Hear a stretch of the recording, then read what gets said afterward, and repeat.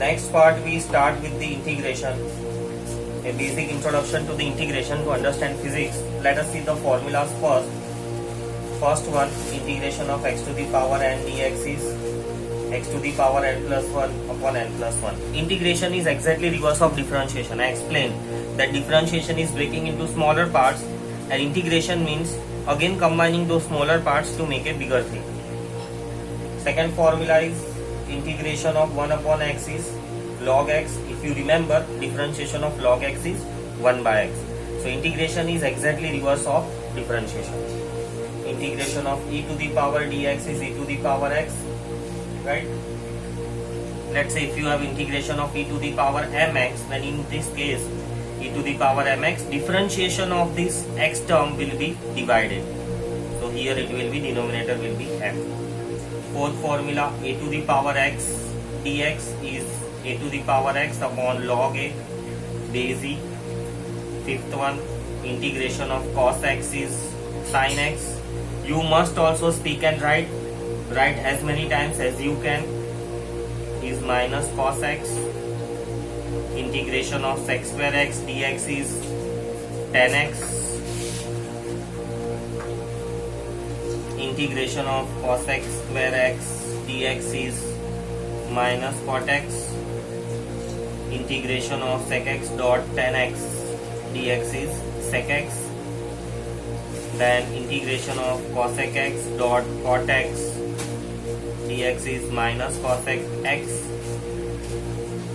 Then okay, these are enough to understand the basic integration, right? Let us see the rules. Let us see this sum. So this can be solved with this formula. It can be simplified and written as x to the power 5 by 3 cube root, so power 1 by 3. If we apply this formula, it will be 5 by 3 plus 1 and then denominator also 5 by 3 plus 1. Simplifying further, it will give me 8 by 3 upon 8 by 3, which can be written as 3 by 8 x to the power 8 by 3. Simple. So now again here, this is using this formula. Integration of x square will be x cube by 3 plus integration of sin x. So if we see here, integration of sin x is minus cos x plus c. What is this c? C is called constant of integration. This constant is used in order to identify the initial conditions. We'll understand that part later. But this constant c is always added with the indefinite integration. These are the formulas. These are the common formulas, but this integration, this is indefinite, indefinite. Then the another type of the integration which we have is definite.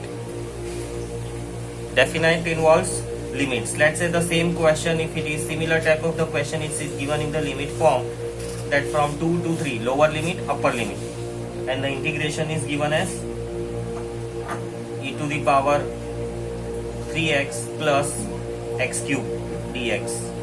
So let us simplify them with a simple integration formula. So e to the power mx will be e to the power 3x upon 3 and x cube. So it will be 3 plus 1, 4 upon 4. And now I have to put these limits.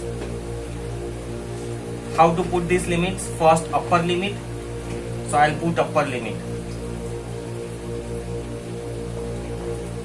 right, minus lower limit.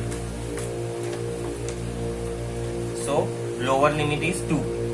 So e to the power 2, 3 into 2 upon 3 plus 2 to the power 4 upon 4. Simplify this. This will give you 9.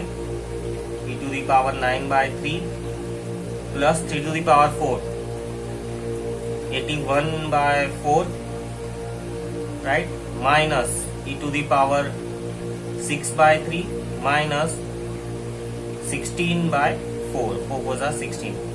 Let us try to simplify this further. So e to the power 9 minus e to the power 6 upon 3 plus this will be 81 minus 16, 5. 65 upon 4. This simplification will give me. So this is my answer. This is called definite. We substituted the limits. Let's see some more sums. So integration of x plus 1 upon x whole cube. Algebraic function, we must first simplify it. So a cube plus b cube plus 3ab bracket a plus b. So this will give me this. Let us integrate. We know that formula for the x to the power n will be n plus 1 upon n plus 1. For this one we will take x to the numerator, it will become minus 3. So minus 3 plus 1, and in denominator also minus 3 plus 1. Similarly here x, it has a power 1, so power 1 plus 1 upon 1 plus 1, and integration of 1 upon x is log x. And here we don't have, this is a definite, this is indefinite integration, so we'll use constant of integration. Compulsory this is, you will understand the meaning of C in the later part. So simplifying this, 1 upon 2x square, this will give me 3 upon 2 x square plus 3 log x plus c. So simple. So this is a question for the definite integration, right? We'll simplify. We know that integration of sine is minus cos x, and integration of cos x sin x, and then we have to again put these limits, right?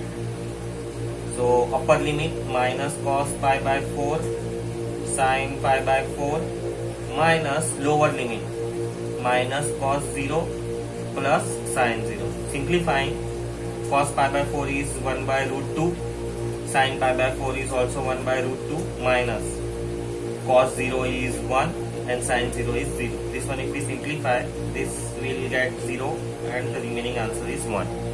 I hope integration is clear to you. You can use this basic integration in the physics. Thank you.